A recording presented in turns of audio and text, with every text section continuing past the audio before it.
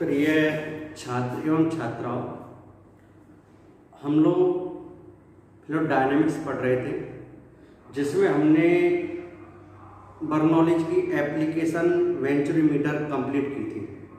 तो आज हम कुछ एप्लीकेशंस और करेंगे। तो आप सब मेरे कॉन्सेप्ट को ध्यान से समझना और मेरे चैनल को लाइक, सब्सक्राइब और शेयर ज़्यादा से ज़्यादा करना। तो अपना जो नेक्स्ट टॉपिक है, जैसे आपको दिख रहा है यहाँ पर, पाइटो ट्यूब।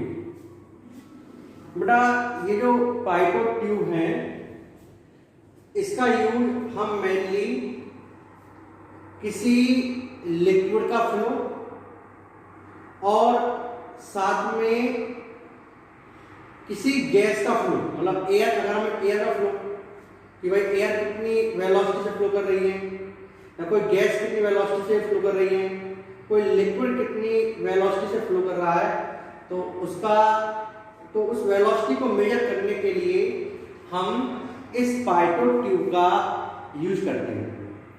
एक्चुअली मेनली इस पाइटो ट्यूब का जो यूज है वो जो एयर विंड, मतलब जो आपकी हवा है, ठीक है, जो आपकी वायु है, उस वायु या एयर की जो वेलोसिटी है, वेग है उसका, उस वेलोसिटी को मेजर करने के लिए किया जाता है।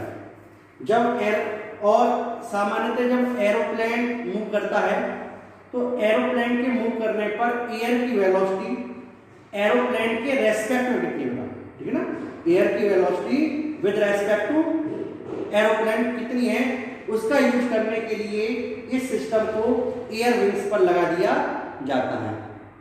तो वहां पर हम उस एयर की वेलोसिटी मेनली यूज करते हैं इस पाइटो ट्यूब का यूज करते हैं। तो अब इससे वेलोसिटी कैसे मेजर की जाती है, इसको हम डिस्कस करते हैं। जैसे मान लीजिए आपको लिक्विड या एयर जो भी आप मान लो, गैस जो भी है, ठीक है ना, इस पाइप से फ्लो कर रही है। तो यहाँ पर मैंने एक पाइटो ट्यूब लगाई हुई है। एक्चुअली एक तरीके से मैनोमीटर है ये, एक तरीके से जिसमें एक लिक्विड भरा हुआ है, ठीक है ना, और जो लिक्विड इसमें भरा हुआ है, मैं कह रहा हूं उसकी डेंसिटी कितनी है। यहां पर इसका जो एक एंड है इस ट्यूब का, वो इस तरीके से, ये जो एंड है यहाँ, ये एंड बहुत ही ऐसे बहुत छोटा है, मतलब सुपराइज से बोल देते हैं, ठीक है, बहुत ही सिकुड़ा हुआ है। तो ये सिकुड़ा होने के कारण, ठीक है, अब इसमें से जो एयर के पार्टिकल्स या लिक्विड के पार्टिकल्स है वो आगे जाते हैं, और जैसे इसमें आगे मूव कर जाते हैं तो इनकी वेलोसिटी यहाँ पे जाके बहुत धीमी हो जाती है। लगभग आप कह सकते हो यहाँ इसमें एंट्री करने के बाद ये एयर के पार्टिकल्स या लिक्विड के पार्टिकल्स की वेलोसिटी क्या होती है, बहुत धीरे हो जाती है, और ये धीरे वेलोसिटी होने के कारण ये इसमें से मूव करके यहाँ पर आते हैं, ठीक है। फिर इसमें मूव करते हैं तो क्या हो, जैसे ये मूव करेंगे तो यहाँ पर ये इस लिक्विड पे क्या लगाएंगे, एक प्रेशर एक्सर्ट करते हैं, एक प्रेशर लगाते हैं, और उस प्रेशर के कारण जो लिक्विड है, ठीक है, ये लिक्विड क्या होगा, ऊपर की ओर मूव कर जाएगा। तो मैंने कहा ये यहाँ से यहाँ तक ऊपर की ओर मूव कर गया। शुरू में कैसे था समझाने के लिए मैं इसको थोड़ा डिफरेंट बनाता हूँ, ये ऐसे मूव कर गया, ठीक है, ये थोड़ा सा आपका डाउन आ गया फॉर एग्जाम्पल, और ये इस तरीके से क्या हो गया, मूव कर गया ऐसे।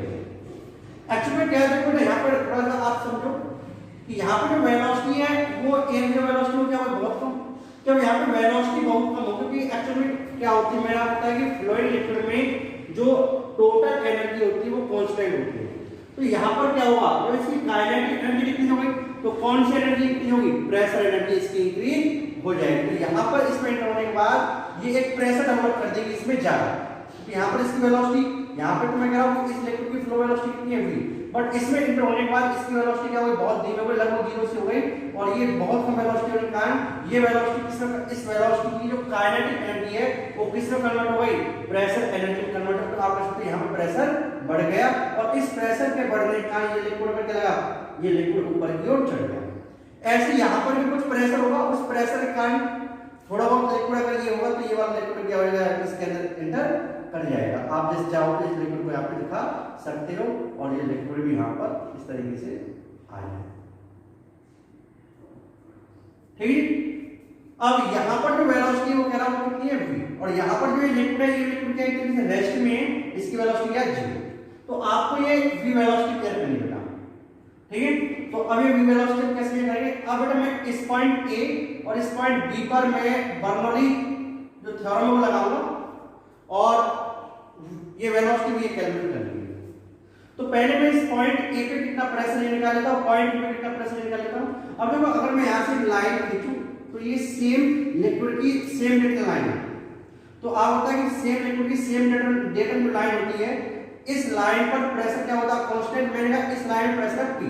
तो यहाँ पर अगर प्रेशर p है तो यहाँ पर कितना होगा प्रेशर p होगा। तो अगर मैं a पॉइंट प्रेशर निकालूं तो ठीक है, इस लिक्विड की जो डेंसिटी मैंने रो g मान ली, और इसकी इस लिक्विड की जो इसमें भरा हुआ है इसकी डेंसिटी मान ली रो। ये रो जी उस लिक्विड की डेंसिटी जिसकी वेलोसिटी मेजर करनी है। तो पॉइंट ए पर मैं प्रेशर निकालूं तो पॉइंट ए प्रेशर क्या होगा Pa इक्वल टू, बोलो कितना होगा Pa इक्वल टू कितना होगा Pa इक्वल टू यहां पे कितना बेटा P, तो ऊपर जाने पर प्रेशर क्या होगा कितने होगा, तो कितना कम हो गया यहां पे कितनी डेंसिटी वाला रो जी, तो रो जी इनटू जी, और मैं कह रहा हूं ये टोटल हाइट है, ये आपकी हाइट टोटल यहां पे कितनी कैपिटल X फॉर एग्जांपल, ठीक है रो जी कैपिटल H। मैं कह रहा हूं ये वाली जो हाइट है ये वाली हाइट आपकी स्मॉल h है, डिफरेंस इन लेवल्स, और ये वाली जो हाइट है वो कितनी हो जाएगी capital H minus small h, ठीक है। तो पॉइंट ए प्रेशर क्या हो गया Pa P minus rho g into dH। अगर मैं पॉइंट बी पे प्रेशर निकालूं तो पॉइंट बी पे क्या प्रेशर होगा बेटा, पॉइंट बी पे प्रेशर होगा अपना P माइनस के रो, ये इलेक्ट्रिक रो, तो रो जी स्मॉल h और माइनस के रो जी कैपिटल, तो इस लिक्विड रो जी इनटू जी और ये कैपिटल H माइनस के H। ये पॉइंट ए का प्रेशर है, पॉइंट बी का प्रेशर। यदि मैं अब मैं पॉइंट ए और पॉइंट बी पर, ठीक है चलो मैं इनका डिफरेंस निकाल लेता हूं क्योंकि बाद में निकालना पड़ेगा। तो यही निकाल Pa माइनस P कितना होगा, अगर मैं Pa का प्रेशर करूं तो P माइनस रो जी जी इनटू कैपिटल H, इसमें से अगर मैं इसको माइनस करूं ध्यान से, तो माइनस के P माइनस के रो जी H, अगर माइनस करूं तो माइनस माइनस क्या हो जाएगा प्लस। अब देखो यहाँ पे ये माइनस का है तो जब मैं इसमें माइनस करूं तो ये पूरी चीज क्या हो जाएगी प्लस, तो प्लस समझ कर ये कर, तो रो जी जी एच, और यहाँ पे क्या आएगा रो जी माइनस रो जी स्मॉल h, क्लियर। तो यहां से आप अगर मैं ऊपर नोट करूं तो Pa minus Pb equal to कितना आ गया बेटा, यहां से P से P कैंसिल आपका, रो जी एच से रो जी एच कैंसिल आपका, और आपके यहां पे क्या आ गया Pa माइनस Pb कितना आया आपका रो जी एच माइनस के रो जी जी एच। तो यहां से Pa minus Pb equal to कितना है आपका, रो आपका कॉमन है, ठीक है, सर रो माइनस रो जी और जी एच आपका कॉमन है। तो ये difference in pressure at point ए भी आपने कैलकुलेट कर लिया। अब इसके बाद हम क्या करते हैं, पॉइंट ए और पॉइंट बी पर बर्नौली इक्वेशन अप्लाई करते हैं। अप्लाई